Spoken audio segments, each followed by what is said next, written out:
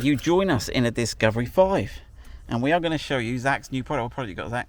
We've got a Disco 5 wireless charging tray. Right, and it's going to go in here. Now, there's a couple of discussions. We've been talking to the owner of this fine vehicle, and it could possibly go in there, but we've always found they've sold better when they're out the way, and obviously it won't distract you from driving and you can leave it there.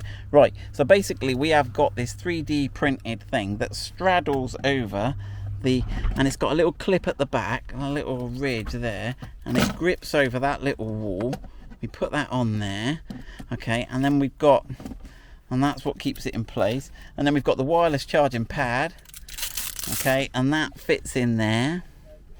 And then there's a little bit of a trick, isn't there? The cable, you've got to route down behind here, so there's a little bit of a trick. You have to sort of lift that up a little bit and move the lid a little bit. I found it better sideways, Zach. If you put it, yeah, sideways, it seemed to just fit in down through there. Yep. All right. And then pull it out the bottom, okay, and then you pull it in, and you can actually get that other,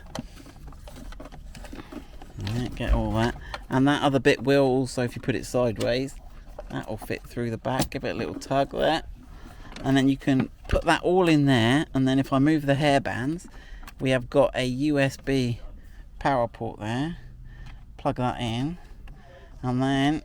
and you can open, so you can still open and close that. You've still got an area here. We put some little foam bits under here so that you could still put your coins under there and they won't disappear. And there we go. And that, you can then put your phone on, and we've checked this clearance so you can close the lid and your phone's all there.